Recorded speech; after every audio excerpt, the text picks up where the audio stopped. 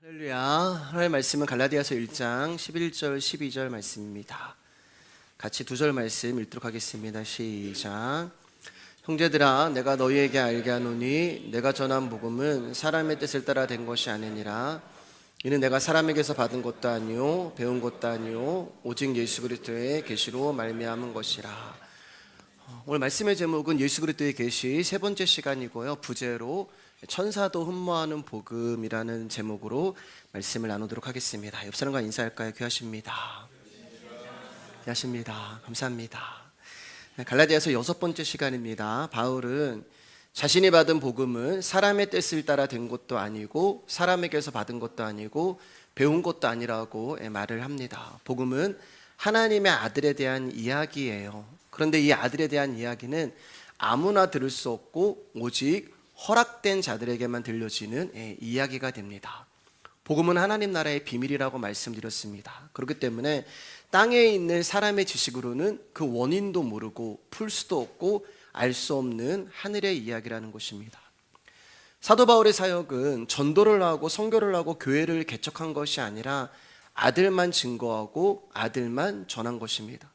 아들에 관한 이야기만 전하고 아들에 관한 이야기만 증거를 했는데 그 아들을 믿는 자들이 생겨났고 교회가 세워진 것입니다. 그러니까 전도와 선교의 정의는 아들을 전하고 증거하는 거예요. 그럼 제가 지금 여러분에게 못하고 있냐면은 예배마다 아들에 관한 이야기를 들려드리고 있다는 것은 제가 여러분에게 전도를 하고 있고 여러분에게 선교를 하고 있다는 것입니다. 그리고 여러분들은 저에게 전도를 받고 있다는 말이 되는 거예요. 자, 그러면 전도를 받고 있다는 말은 예수님이 누구인지를 모른다는 이야기가 되는 거죠. 왜냐하면 전도라는 것은 예수님을 알지 못하는 사람들을 예수 믿는 사람으로 만드는 게 전도잖아요. 그러니까 지금 여러분들은 전도를 받고 있다는 말은 여러분들은 아직 예수님을 알지 못하고 믿음이 없다는 말입니다. 이 말씀 오해하지 마시고요. 우리가 예수님 앞에 말씀의 자리에 나올 때는 항상 믿음 없는 자로 나와야 한다는 거예요.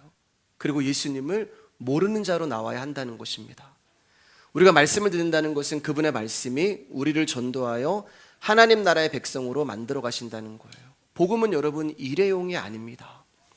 복음은 한번 맞으면 병에 걸리지 아니하는 백신이 아니에요. 내가 복음을 알았다고 해서 복음을 들었다고 해서 다음번에는 들을 필요가 없어 이런 게 아니란 말입니다.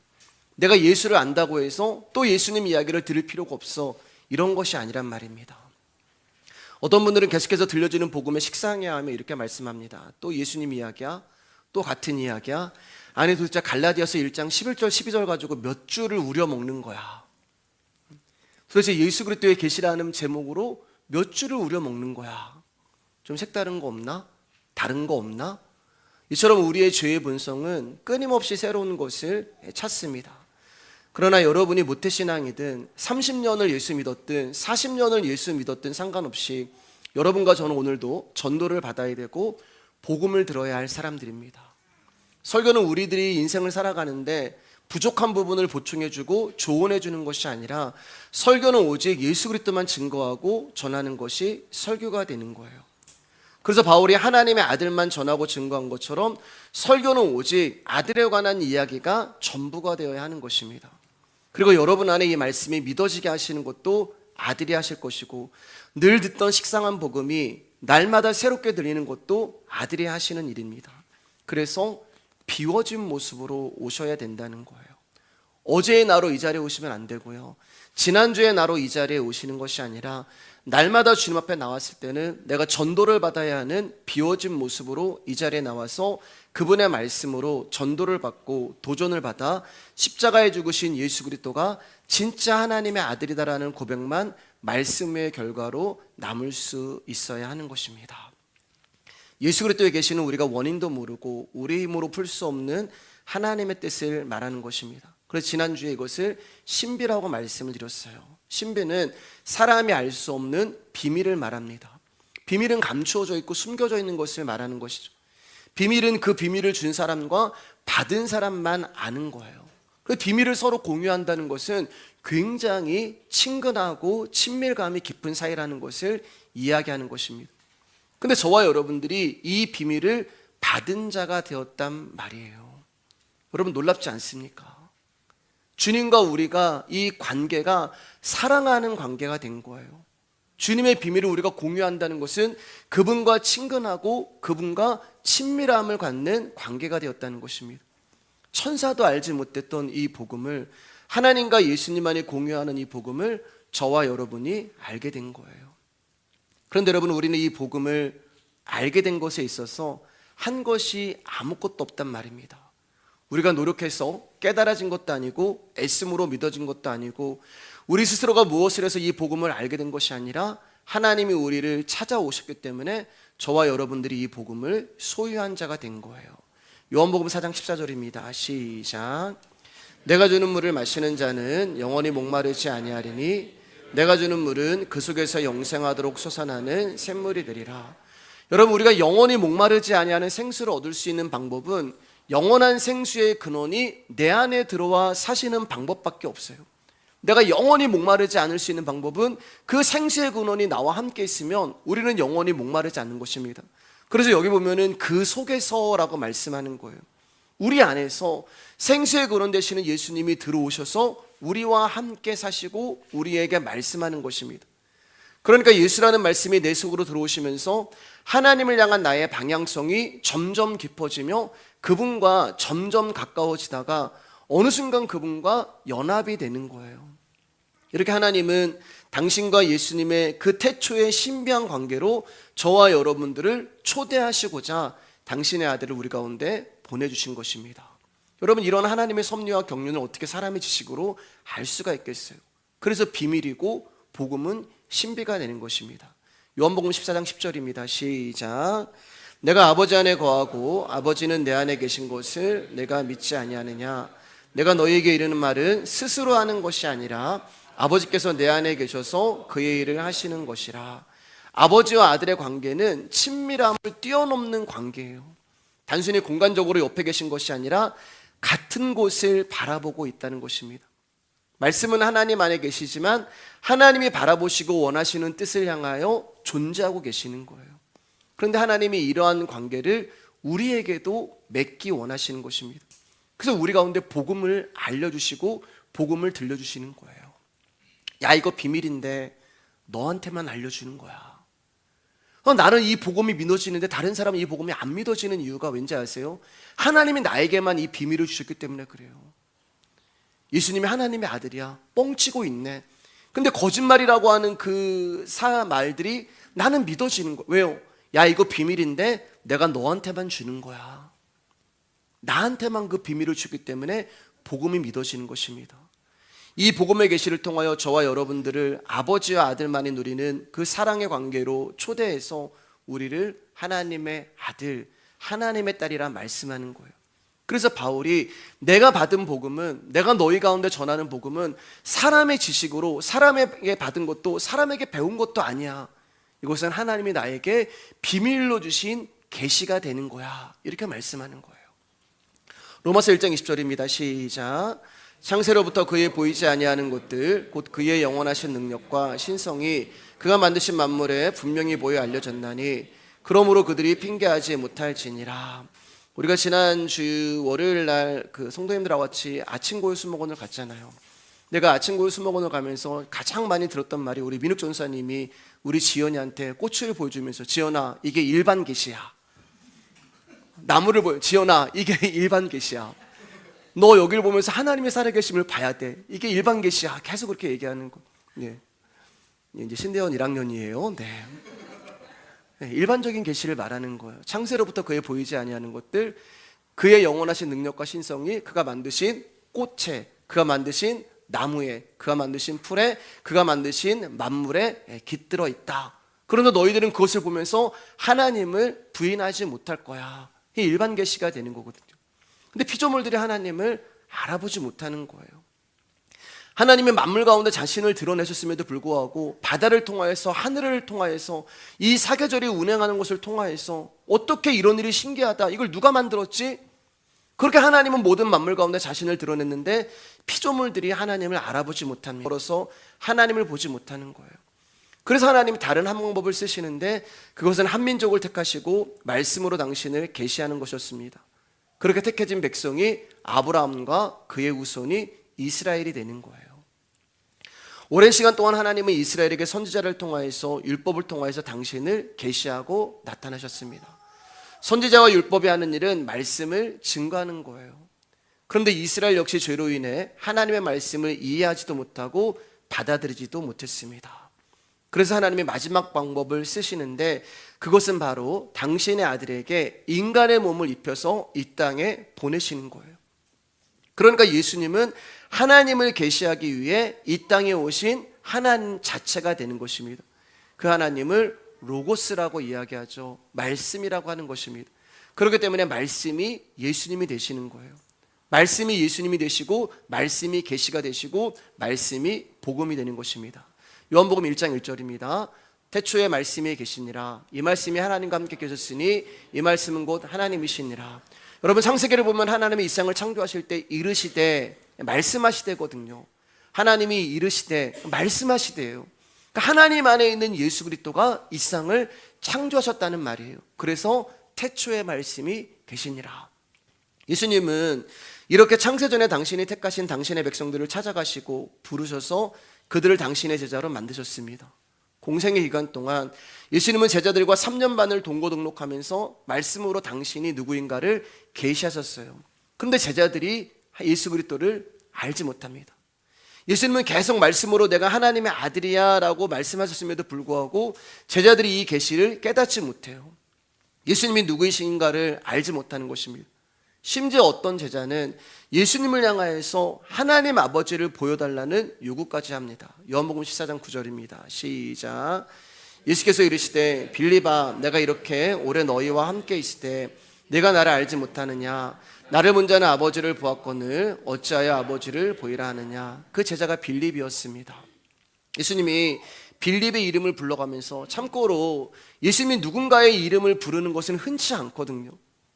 예수님이 빌립아 이렇게 불렀다는 얘기는 안타까움이 있는 거예요. 탄식하시는 거예요. 그만큼 빌립의 믿음 없음을 안타까워하시며 탄식하시면서 빌립아 내가 이렇게 너와 함께 오래 있었는데 빌립아 내가 너와 함께 이렇게 오래 있었는데 당신의 답답함을 토해내시는 것입니다. 내가 이렇게 오랜 시간을 너와 함께 있었는데 여러분 잘 들으셔야 돼요. 빌립 집사가 오랜 시간 교회를 다녔고 오랜 시간 예수를 믿었고 오랜 시간 신앙생활을 했는데 예수님이 누구인가를 알지 못해요. 복음이 무엇인가를 알지 못한다는 것입니다. 저와 여러분은 예수님의 이 안타까움과 탄식에서 자유할 수 있겠습니까? 여러분 빌립바에다 자기의 이름을 한번 넣어보세요. 누구야? 내가 이렇게 너와 함께 오래 있었는데 네가 나를 알지 못하는구나. 김집사야, 박집사야, 너는 말씀의 교회에서 복음에 대하여 오랜 시간을 그렇게 들었는데 아직도 복음을 모르는구나. 누구야 너는 그렇게 예수를 믿는다고 하면서도 아직도 말씀이 무엇인지를 모르는구나. 여러분 잘 묵상해 보셔야 돼요. 깊이 묵상해 보셔야 돼요. 제자들만큼 예수님과 가까운 관계에 있는 자들이 누가 있어요? 예수님과 먹고 예수님과 자고 예수님과 시간을 보내고 예수님께 말씀을 듣고 그런데 모른다는 거예요. 하나님을 모른다는 것입니다. 여러분 우리가 제자들보다 낫다고 말할 수 있겠습니까? 그러므로 우리도 예수님께 내가 이렇게 너와 함께 오래 있었는데 너는 나를 알지 못하는구나 라는 책망과 탄식을 들을 수 있다는 거예요. 여러분 우리가 믿는 분은 하나님이 아니에요. 우리가 믿는 분은 예수님입니다.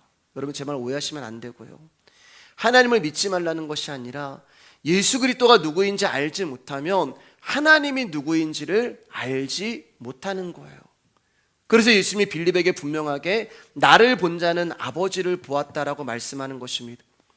그러니까 우리가 예수님이 누구인지 알지 못하면 우리는 하나님을 믿을 수도 알 수도 없다는 것입니다. 여러분 어쩌면 우리가 믿는 하나님이 가짜일 수도 있어요.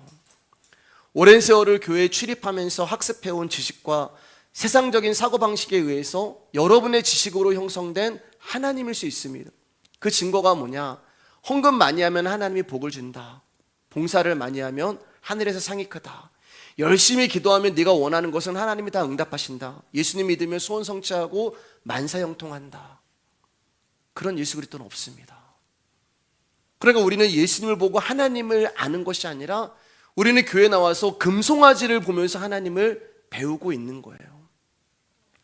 예수님을 봐야 예수님을 이해할 수 있고 예수님을 이해해야 하나님을 볼 수 있는데 우리에게는 그분을 알 수 있고 볼 수 있고 이해할 수 있는 답이 없는 거예요.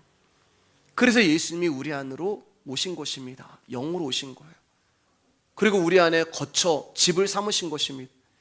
영으로 우리 안에 들어오시고 영원한 생수의 근원으로 우리 안에 들어오셔서 하나님 나라의 비밀인 그리스도의 복음을 깨닫게 하시고 우리로 하여금 믿어지게 하시고 우리로 하여금 들려지게 하시는 거예요.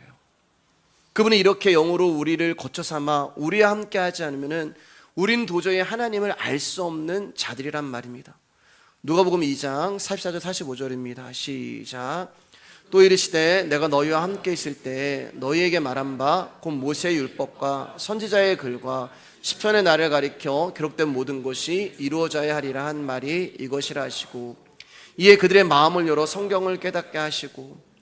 그런데 예수님이 누구이신가를 알 수 있는 방법은 그분이 우리 가운데 주신 성경밖에 없다는 거예요. 말씀밖에 없다는 거예요.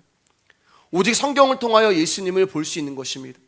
성경을 통하여서만 예수님이 누구시며 그분이 왜 인간의 몸을 입고 이 땅에 오셨으며 오셔서 무엇을 하셨는가를 보게 되고 배우게 되고 이해하게 되는 거예요.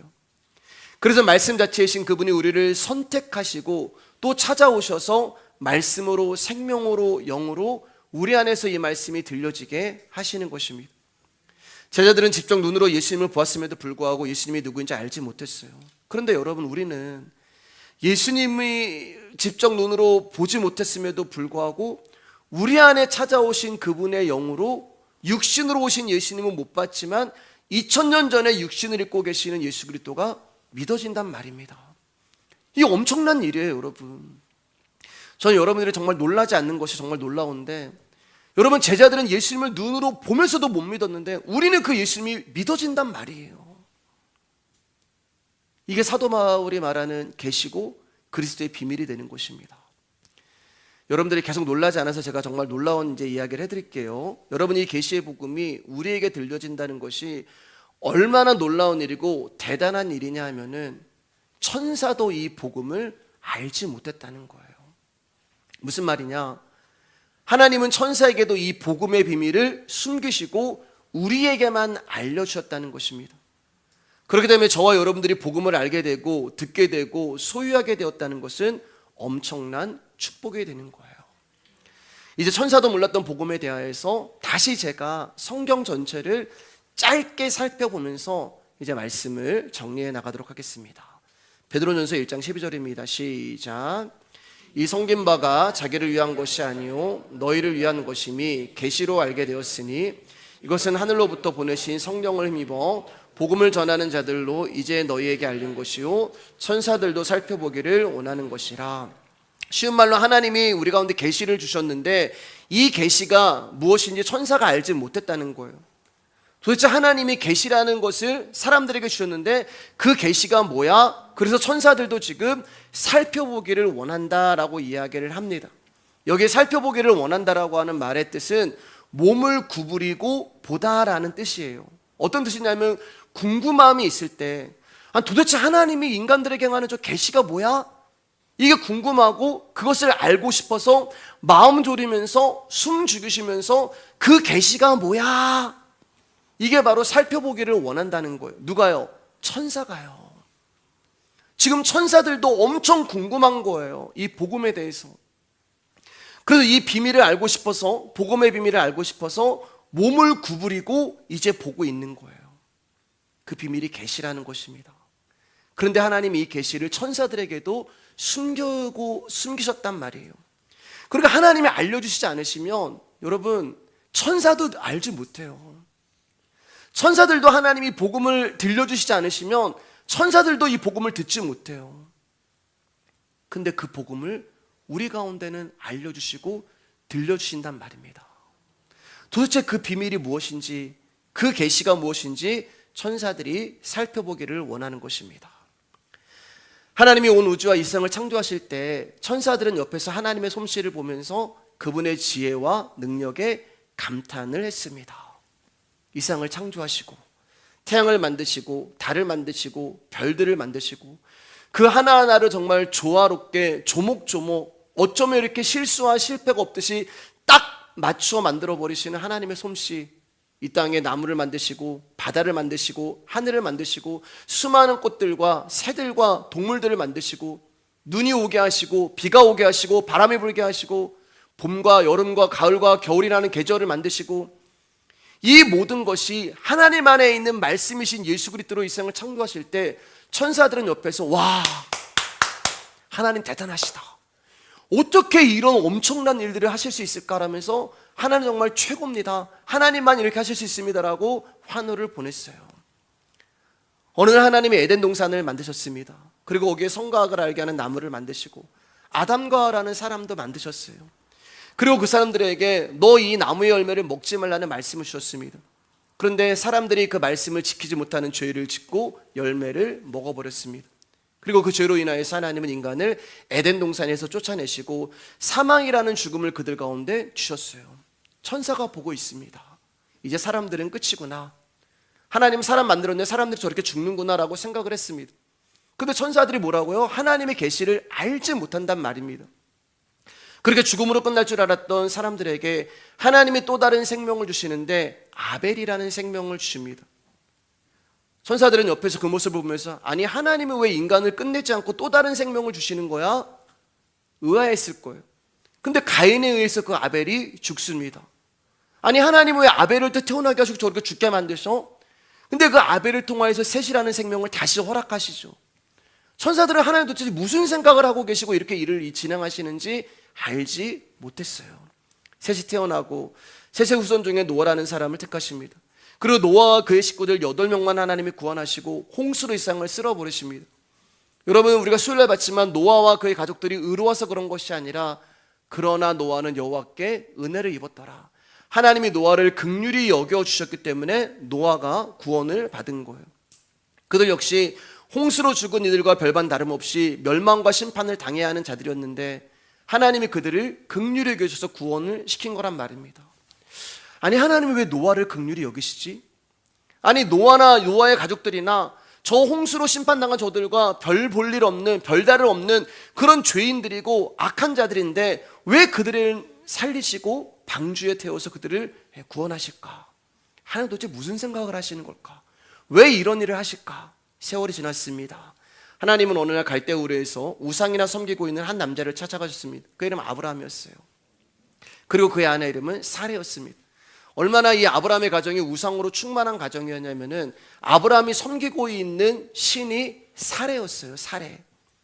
그러니까 자기가 섬기고 있는 신의 이름을 따다가 사레 이름을 줬어요. 그러니까 사레의 부모님은 내 딸이 태어났는데 너는 내가 섬기는 그 귀신의 이름을 가져. 얼마나 우상으로 충만했으면은 그 섬기는 신의 이름을 딸에게 주었겠어요. 그렇게 우상으로 충만한 가정이었어요. 천사들은 그것도 이해가 안 됐어요. 왜냐하면 동시대에 욥이라는 사람이 있었거든요.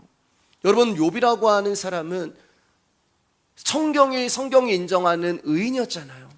그 사람을 찾아가가지고 하나님이 시작했으면 되는데 왜 저렇게 우상으로 충만한 아브라함 가운데 하나님이 찾아가셨을까?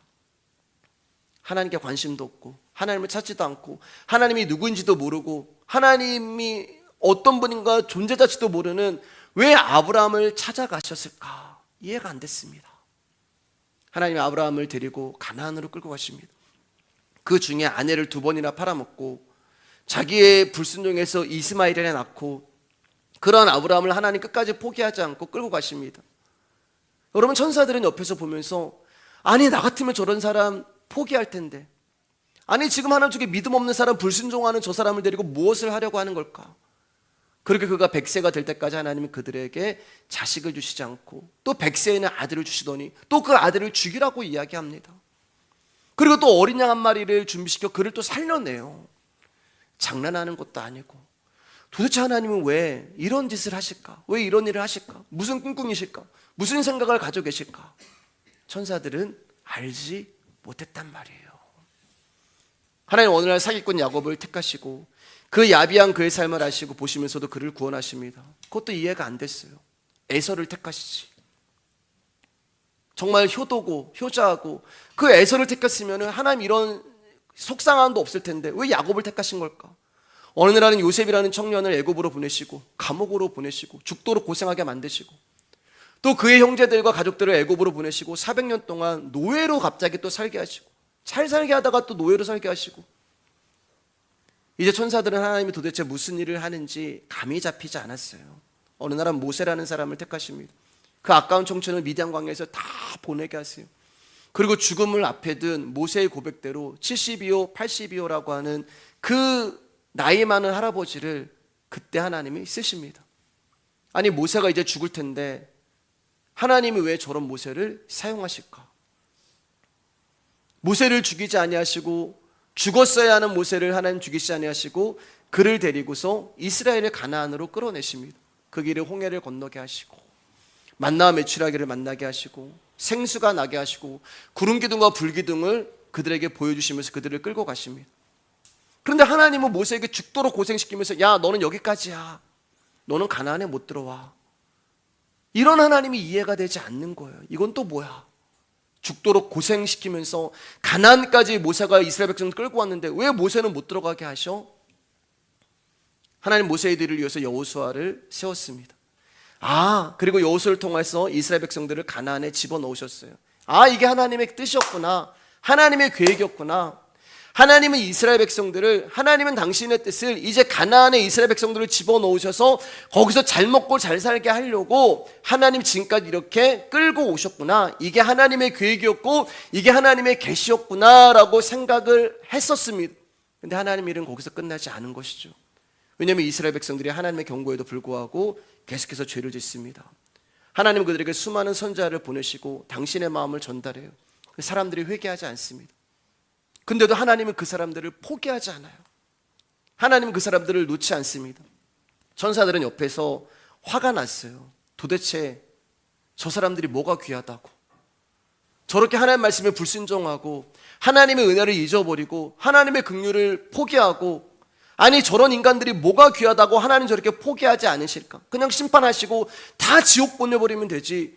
왜 저들에게 꼼짝 못하시고 왜 저들에게 안절부절하시고 왜 저들을 위해서 하나님은 아무것도 하지 못하시고 저들만 위하시는 걸까? 창세 때부터 지금까지 왜 하나님은 사람들을 저렇게 긍휼히 여기시고 불쌍히 여기시는 걸까? 알지 못했어요. 왜요? 하나님이 그들 가운데 이 지혜의 비밀을 알려주지 않으셨기 때문에 그렇습니다. 근데 어느 날 하나님 나라에 큰 소동이 일어났어요. 갑자기 하나님이 인간의 몸을 입으시고 땅에 내려간다고 일이 일어났기 때문에 그렇습니다. 하나님이 인간의 몸을 입으시고 예수라는 이름을 가지시고 땅에 내려가신데 이게 무슨 일이야? 아니 하나님이 왜 사람이 되셔? 아니 왜 사람이 인간이 되셔? 하나님이 인간이 되셔? 아니 하나님이 왜 땅에 내려가셔?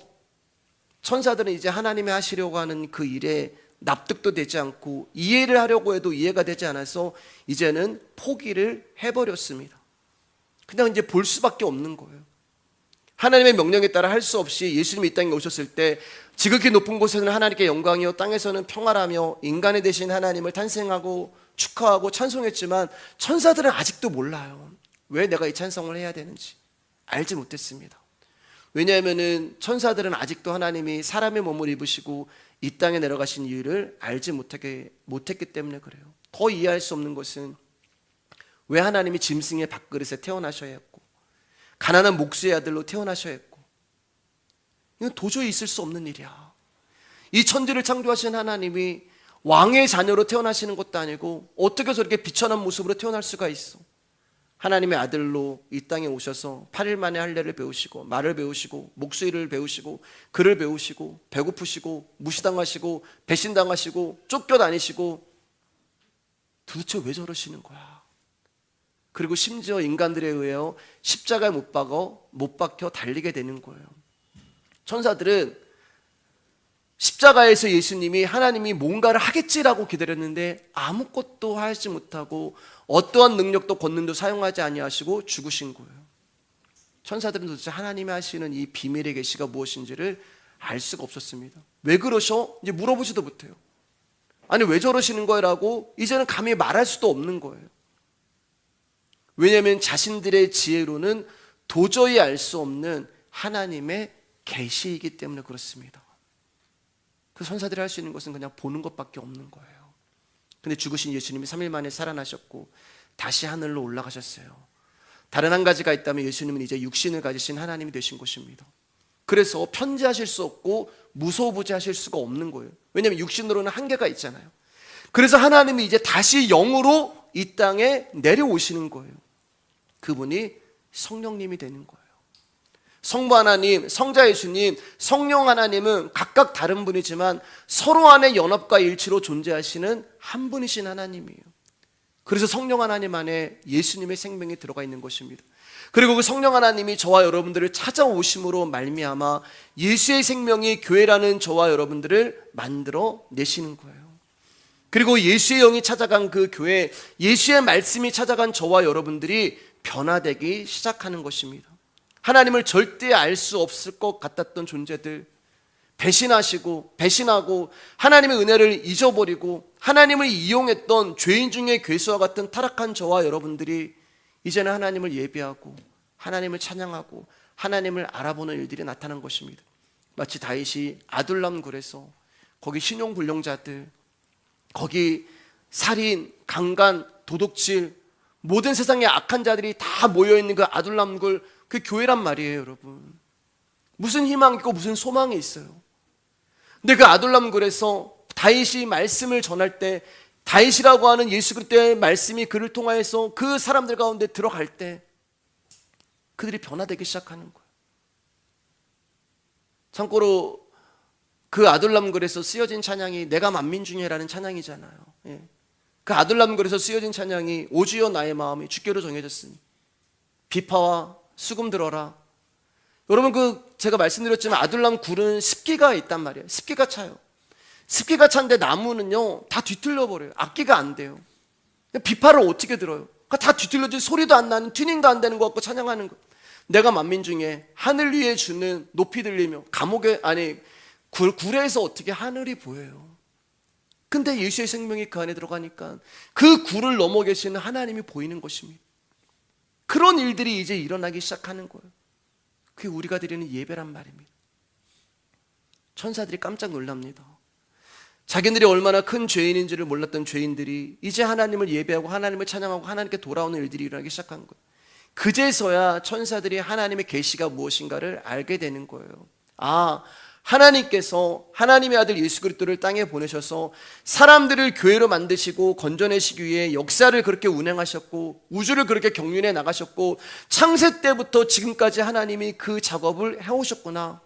저런 죄인 중에 괴수인 저와 여러분들을, 저런 희망도 소망도 없고 비천한 저런 인간들을 하나님이 당신의 자녀로 만들어내시기 위해서 긍휼을 베푸시고 그들을 참고 기다려 주셨구나. 저 사람을 교회로 만들어내기 위해서 하나님이 친히 인간이 되셔서 십자가에 죽으셨구나.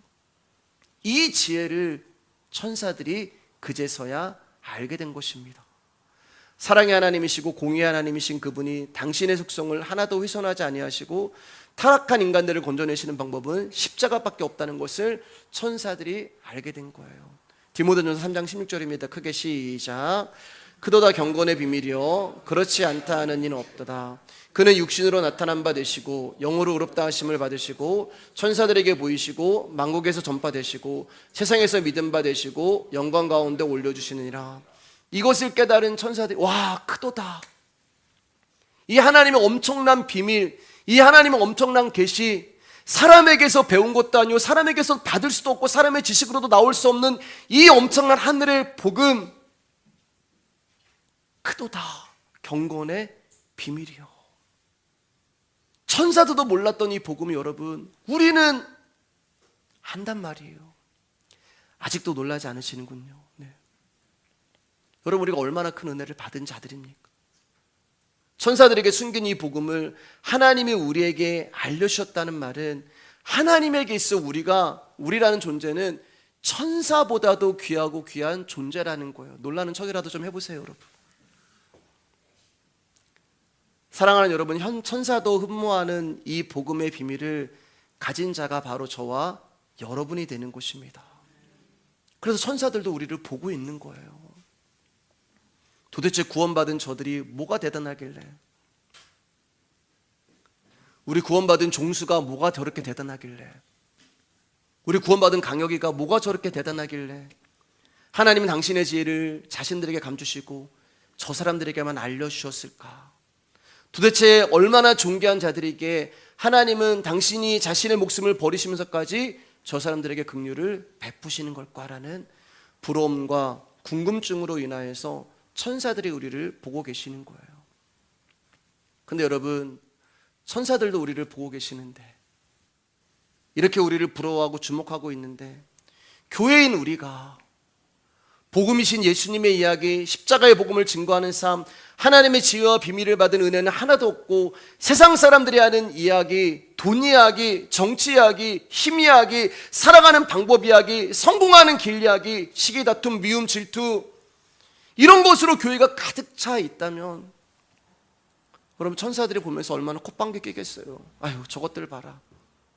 얼마나 비웃겠어요. 얼마나 무시하겠어요. 하나님이 이 엄청난 비밀을 우리한테도 숨기시고 너희들 가운데 알려주셨는데 너희들은 그 모양 그 꼴이니라면서 우리를 우습게 보지 않겠습니까? 지난 수요예배 때 저는 이 복음이 여러분들을 통해서 증거되고 전달되기를 소망한다고 부탁을 드렸어요. 복음은 힘이나 돈이나 관계로 전해지는 것이 아니라 오직 이 복음의 비밀을 가지고 있는 자들을 통해서만 전해지는 것입니다. 교회의 수, 목사의 스펙을 전하는 것이 아니라 여러분들이 들으신 아들만 증거하고 전하시면 돼요. 여러분이 이 비밀을 알고 깨달았다면 노아의 심정으로 이 복음을 증거하고 나누시고 전파하셨으면 좋겠습니다. 그게 증인의 삶입니다. 하나님의 지혜의 비밀을 품고 있는 것이 교회입니다. 그리고 이 은혜와 사랑을 받은 자들이 교회예요. 교회는 오직 하나님의 지혜인 증거물인 십자가만을 자랑하는 곳입니다. 나에게는 어떤 공로도 없고 지극히 작은 자보다 더 작은 자로 그리스도만을 소망하는 것이 그리스도의 몸된 교회입니다. 저는 우리 교회가 사도 바울이 안타까워서 답답해서 탄식하면서 이 복음의 비밀의 계시를 너희도 알기 원한다라고 하는 그 비밀을 가진 진짜 교회가 되었으면 좋겠습니다. 오늘은 여기까지 하겠습니다.